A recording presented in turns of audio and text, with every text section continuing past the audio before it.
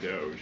So you spoke about Doge. You said roughly $50 billion is set to be cut in a year of waste, fraud, and abuse by unelected bureaucrats.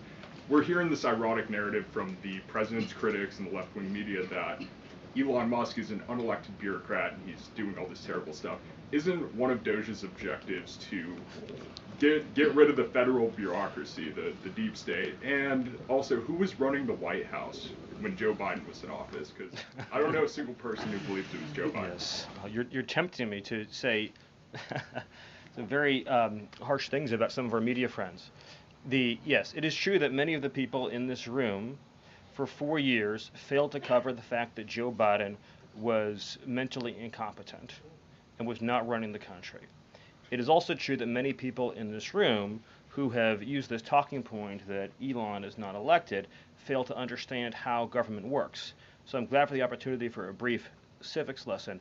A president is elected by the whole American people. He's the only official in the entire government that is elected by the entire nation, right? Judges are appointed, members of Congress are elected at the district or state level, just one man. And the Constitution, Article 2, has a clause known as the vesting clause, and it says the executive power shall be vested in a president, singular.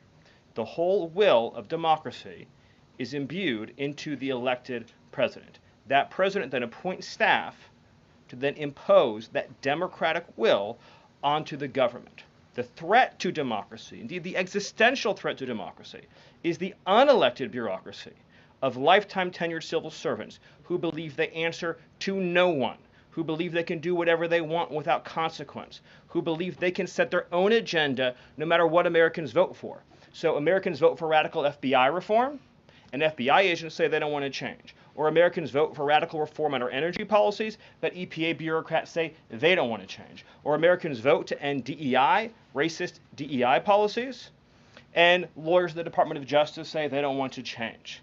What President Trump is doing is he is removing federal bureaucrats who are defying democracy by failing to implement his lawful orders, which are the will of the whole American people. Thank you. Thank you very much, everybody.